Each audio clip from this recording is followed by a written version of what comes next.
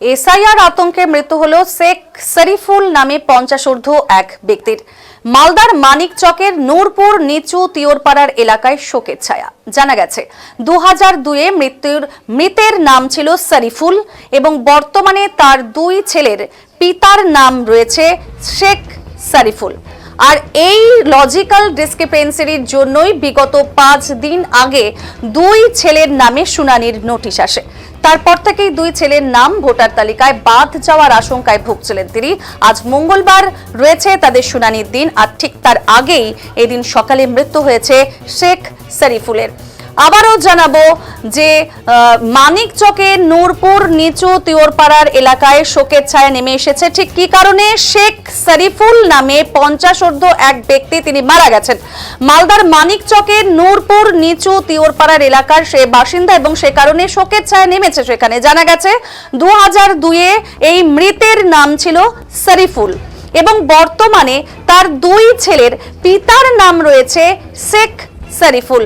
আর ঠিক এ কারণেই এই লজিক্যাল ডিসক্রিপেন্সির জন্যই বিগত 5 দিন আগে দুই ছেলের নামে শুনানির নোটিশ এসেছে। তারপর থেকেই দুই ছেলের নাম ভোটার তালিকায় বাদ যাওয়ার আশঙ্কায় ভুগছিলেন তিনি। আজ মঙ্গলবার তাদের শুনানির দিন এবং ঠিক তার আগেই মৃত্যু হয়েছে শেখ শরীফুলের। এ বিষয়ে মৃতের ছেলে এবং তার আত্মীয়জনেরা কি জানিয়েছেন শুনবো। টেনশনের ব্যাপার, আর দুটো আর আমাদের এসআইআর বের হয়েছিল কাগজ। কি এসআইআর এর নোটিশ এসেছিল? নোটিশ এসেছিল। কি জন্য নোটিশে কি দেওয়া ছিল? দেওয়া আছে যে বাবার নাম নাই, এগুলো ভুল দেখাচ্ছে, ম্যাচিং নাই, খালি শেখটাই নাই, এই 2-3টা জিনিসে এই জন্য পাঠিয়ে দিয়েছে নোটিশ। আচ্ছা, কবে এসেছিল নোটিশ? নোটিশটা 4-5 দিন হয়ে গেল মোটামুটি। আচ্ছা, শুনানি কবে ছিল? 27 তারিখ। আজকে ছিল।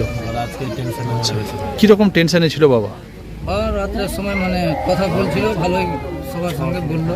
হ্যাঁ, আবার খাওয়া টাওয়া খাচ্ছিল না।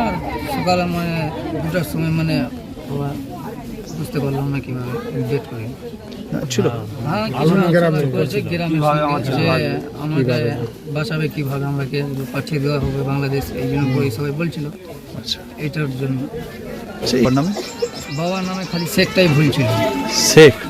শেখ ছিল না? শেখটাই ছিল না আমাদের ডকুমেন্টস।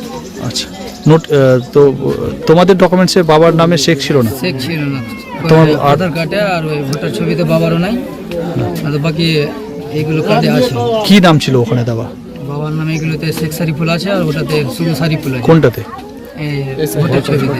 ভোটার ছবিতে আধার কার্ডে ছিল ওই আধার কার্ডের নামগুলো ছিল। আচ্ছা, কিরকম? এমন ভাবে করেছে আমাদের এই যে প্রত্যেক বাড়িতে কারো 4 জন, কারো পুরা পরিবার, এই আতঙ্কিত হয়ে মানুষ কিছুদিন আগে মারা গেল আমাদের ওই পাড়ে ব্রাহ্মণ গ্রামে, আজকে তিওরপাড়ায় মারা গেল। এই ইলেকশন কমিশন এটা যে করেছে, এই যে নোটিশ পাঠিয়ে একটা শেখের জন্যে, শেখ থেকে মানে ছেলের নামে শেখ আছে, বাবার নামে শেখ নাই, তার জন্যে ওর নোটিশ পাঠানো হলো। নোটিশ পেয়ে এই লোকটা খাওয়া দাওয়া ছেড়ে লোকের কাছে গেল, লোককে বললো এইভাবে আমার 2টাই ছেলে আছে, 2টাই ছেলেকে বাদ দিয়ে দিয়েছে, কি হবে ভাই, আমরা কি বাংলাদেশ চলে যাব?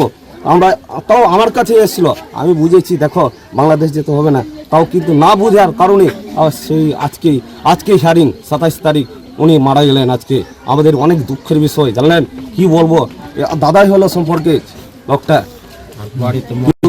বাড়িতে ওর তো হ্যান্ডিক্যাপ, ওর স্ত্রী, অসহায় পরিবার, ও এমন নাই কি জমি জায়গা আছে, ওর কি করে খাবে? একটা মেয়ে, যুবক মেয়ে, বিয়ে মানে 18 বছর বয়স মেয়েটার মনে হয়। হিয়ারিং এ কি করে যাবেন? একটা বাবা মরে পড়ে থাকবে, তার মানে নিজের হিয়ারিং এ যাবে? এটা সরকারের কি এটা উচিত? এটা হক? কি চাইছেন? না, আমরা চাই কি যে এই বুধে যদি হতো, সমাধান হতো, আমাদের যে বেলেরা সাহেব আছে ওদের কাছে যদি হতো, তাহলে এই আতঙ্কিত তো হতো না যেভাবে। আর মুসলমানের উপরে অনেক অত্যাচার প্রত্যেক। এই বিষয় নিয়ে জেলা তৃণমূলের মুখপাত্র শুভময় বসু প্রায় এক প্রকার ক্ষোভ উগরে দিয়ে জানিয়েছেন, প্রথম থেকেই তারা বলে আসছেন অপরিকল্পিত এই এসআইআর। বিগত দিনে 2 বছর ধরে হয়েছিল, এখন 2 মাস ধরে হচ্ছে এই এসআইআর। আর কত মৃত্যুর মিছিল দেখবেন অমিত শাহরা, আর কত মৃত্যুর মিছিল দেখবেন গণেশ কুমার রায়ের জবাব আগামী দিনে মানুষ দেবে বিজেপির কথায়। নির্বাচন কমিশন যে খেলা খেলছে, যার ফলে মৃত্যুর মিছিল হচ্ছে, এগুলো সব অমিত শাহ ও মোদিজিকে জবাব দিতে হবে। মমতা ব্যানার্জি ও অভিষেক ব্যানার্জি কিন্তু তাদেরকে ছাড়বেন না, একেবারে জানিয়েছেন শুভময় বসু। সাংবাদিকদের মুখোমুখি হয়ে কি জানিয়েছেন শুভময় বসু শোনাবো। আমরা তো প্রথম থেকেই বলে আসছি এটা অপরিকল্পিত এসআইআর হচ্ছে।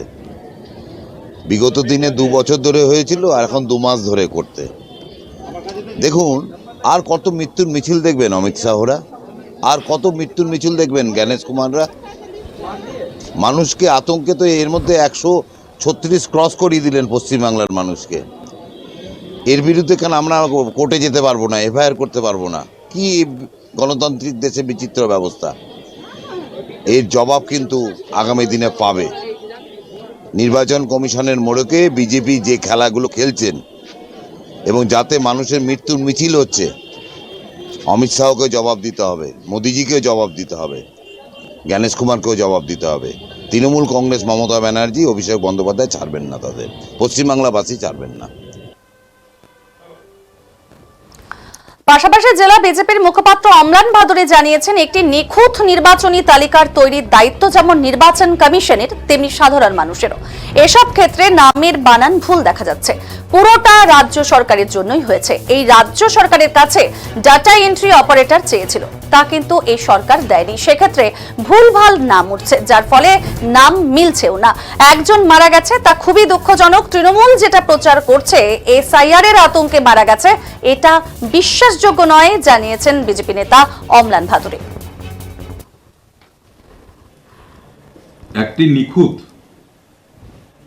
নির্বাচনী তালিকা বা ভোটার লিস্ট তৈরি করা, এটা কিন্তু যেমন ইলেকশন কমিশনের দায়িত্ব, তেমন আমাদের সাধারণ নাগরিকদের দায়িত্ব।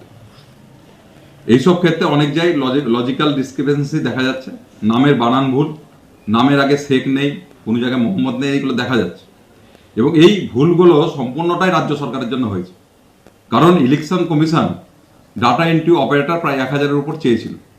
সেই 1000 ডাটা এন্ট্রি অপারেটর কিন্তু পশ্চিমবঙ্গ সরকার দেয়নি, ফলে ভুলভাল নাম ওখানে উঠছে।